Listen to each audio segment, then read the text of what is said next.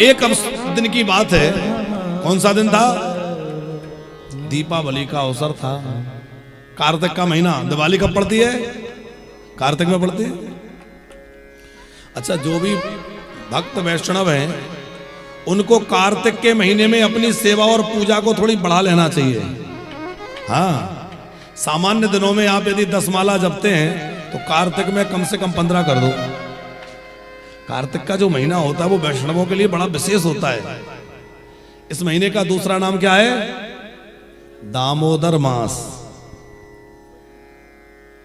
तो क्योंकि उसमें ये भगवान को उखल से बांधने की लीला भई, इसलिए इनका नाम पड़ गया दामोदर मास। मैया यशोदा ने दूसरे सब दास दासियों को दूसरे कामों में लगा दिया, स्वयं लाला के लिए दधी मंथन करने लगी। और कैसे मंथन कर रही है? यानी यानी है गीतानि तदवाल चरतानि च दधि निर्मंथने काले स्मरन्ति तान्यगायत। जो कवियों ने बाल कृष्ण की कविताएं लिख दी वो बाल कृष्ण की कथाओं को, लीलाओं को गा रही हैं। हृदय में कृष्ण प्रेम है और वाणी में कृष्ण का नाम है और हाथ में कृष्ण की सेवा। कृष्ण के लिए माखन निकाल रहे हैं। पूजा कभी भी करो तो कैसे करो? मन भी वही हो, वाणी में भी वही हो और क्रिया में भी। हम लोग क्या करते हैं? पूजा ठाकुर जी की हो रही है, बातचीत किसी और से चल रही है और मन कहीं और लगा है? कई लोग तो बीच बीच में मोबाइल भी अटेंड कर लेते हैं। माता रसोई का भी ध्यान रखती है, सीटी लगा के आई हो। ठीक है, सब साधना है, पर हो सके तो जब पूजा का समय हो तो सब चीजें भूल जाओ। मन, वाणी और कर्म तीनों भगवान की सेवा में हो। और एक और बात ध्यान रखना, जब भगवान की सेवा करो ना तो अपने से सेवा करो। भगवान आपको खूब धनी बनाए और खूब बड़े आदमी बन जाओ, लेकिन भगवान का ये सेवा का काम नौकरों के भरोसे मत छोड़ना। 2 काम ऐसे हैं जो माताओं को स्वयं करना चाहिए। कौन कौन से? एक तो भगवान की पूजा का कार्य और एक भोजन का कार्य। बोले क्या करें महाराज जी, बाई आती है सेक के रख जाती है। अच्छा, नौकर भोजन बनाएगा तो उसके अंदर ये भाव रहेगा कि एक ज्यादा ले ले, ज्यादा खाए, वो अच्छे से खाए, और तो अपना ड्यूटी पूरी करेगा बेचारा। माँ जब खिलाती है तो लगता है एक और खा ले, अरे कितना सा खाया और खा ले, भाव होता है। अच्छा, दूसरी बात, आप जब भी भगवान की सेवा करें तो अपने हाथों से करें। भगवान की सेवा में प्रमाद नहीं। दूसरों के भरोसे छोड़ेंगे पता नहीं कोई क्या करेगा। और एक और निवेदन करें कि माताएं इस बात का बहुत ध्यान रखें कि घर में जो छोटे बच्चे होते हैं ना, उनके लिए भी ज्यादा से ज्यादा समय दें। आजकल क्या हो रहा है, बड़े बड़े घरों में बच्चा थोड़ा सा बड़ा हुआ तो वो बाई के भरोसे, दाई के भरोसे छोड़ दिया और खुद अपने मौज कर रहे हैं, नौकरी कर रहे हैं या जो भी कर रहे हैं। ठीक है, आपकी मजबूरी हो सकती है, लेकिन ऐसी भी क्या मजबूरी जो बच्चे का वात्सल्य चला गया है। उस बच्चे को आपका दुलार नहीं मिला, आपका प्रेम नहीं मिला, आपका दूध नहीं मिला। अब आप उससे उम्मीद करोगे कि बुढ़ापे में मेरी सेवा करेगा? आप बच्चों को छोटे उम्र में झूला घर में छोड़ दो, दाई के भरोसे छोड़ दो, वो आप बूढ़े होंगे तो वो आपको जो है वृद्धाश्रम छोड़े आएगा। उसकी क्या गलती है? आपने तो उसको टाइम दिया ही नहीं, तो वो भी क्यों देगा? इसलिए बच्चों को खूब प्रेम दीजिए, खूब दुलार से पालिए, जिससे उनकी और हमारे हृदय की हार्दिकता बनी रहे। यशोदा मैया खूब सेवा करती है, दधी मंथन कर रही थी, लाला जाग गए। मैया भूख लगी है, मैया भूख लगी है। मैया ने कहा ताजा माखन पा लेना। कन्हैया नहीं माने तो मैया अपना दूध पिलाने लगी। उसी समय मैया का ध्यान गया कि चूल्हे में रखा दूध निकल के गिर रहा है। मैया दूध बचाने गई, कन्हैया को रोष आ गया, सारी मटकियां तोड़ दी। पुरानी पुरानी मटकियां जो दादी सास के जमाने की थी।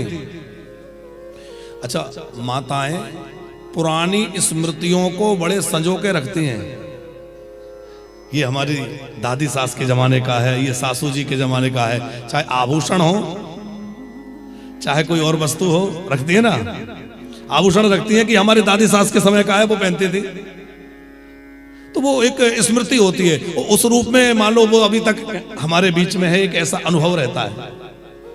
तो यशोदा जी को लगा तूने इतनी पुरानी पुरानी मटकियां तोड़ दी, तो थोड़ा सा दंड देने के लिए पीछे दौड़ी, कन्हैया आगे भागे, मैया पीछे पीछे भागी, पूरे गोकुल में भागे। बहुत थक गए तो लाला ने बंधन स्वीकार कर लिया। पहले तो रस्सियां बार बार छोटी पड़ रही थी, कन्हैया ने बंधना स्वीकार किया और कन्हैया को उखल से बांधा। नाम पड़ गया दामोदर।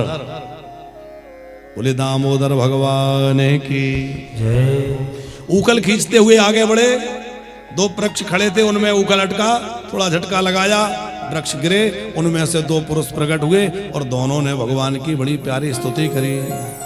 कौन थे ये दोनों? ये कुबेर के बेटे थे, नलकूबर और मणिग्रीव इनका नाम था। नारद जी के श्राप से वृक्ष बन गए थे। आज भगवान ने इनको श्राप से मुक्त कर दिया। तापड़िया जी, एक व्यक्ति एक संत से बोले, तुम्हारे यहाँ ये महात्मा लोग श्राप बहुत देते हैं। वो दुर्वासा जी ने श्राप दे दिया, अगस्त जी ने श्राप दे दिया, नारद जी ने श्राप दे दिया। महात्मा ने बड़ा अच्छा उत्तर दिया। बोले देखो, हमारे यहाँ महात्मा श्राप तो देते हैं, पर आप एक भी उदाहरण ऐसा नहीं बतला सकते कि जिसको संत का श्राप लगा हो और आगे चल के उसको भगवान ना मिले हो। जितने लोगों को श्राप लगा है उन सबको आगे चल के भगवान मिले कि नहीं?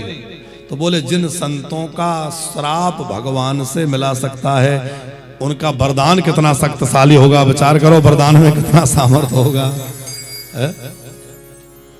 नारद जी ने वृक्ष होने का श्राप तो दिया, पर किसी जंगल के वृक्ष नहीं बने।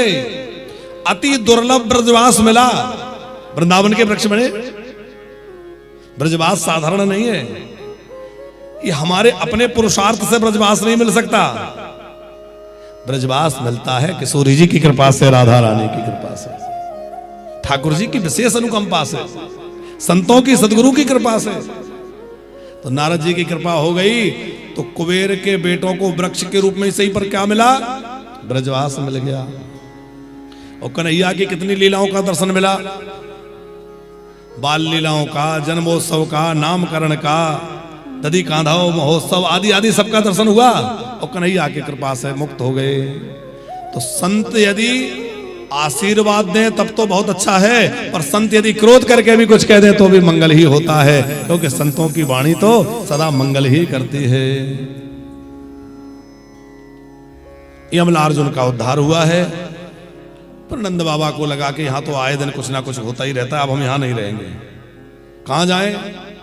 संगोष्ठी हुई, निर्णय हुआ कि हम लोग वृंदावन चलें, क्योंकि ब्रज में अनेक वन थे, पर सबसे सुंदर सुहावना कौन सा वन है? वृंदावन प्यारो वृंदा है। क्या है ये वृंदावन?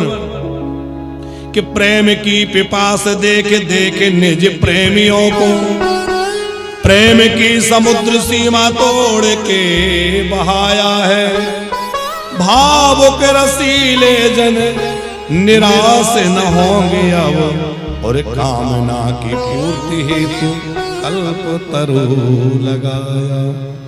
कि चिंता मन जटित चारो चादर बिछाई जहां, भांति प्रतिभांति कुंज कुंज से सजाया है। भारत का भूषण है तिलक तीनों लोगों का, और भक्तों के पास हेतु वृंदावन बसाया। भक्तों के पास हेतु वृंदावन बसाया। वनम वृंदावन नाम पश्यम नव काननम, गोपी गोपी गवाम सेव्यम पुण्यादि तृणवीर। वृंदावन में आ गए।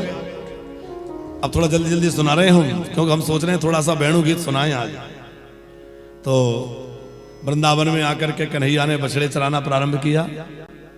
बछड़े चराते चराते कई असुरों को ठिकाने लगाया। वत्सासुर नाम का एक दैत्य बछड़ा बन के आया, उसको मारा। बकासुर बगुला बन के आया, उसको ठिकाने लगाया। अगासुर अजगर बन के आया, उसको ठिकाने लगा।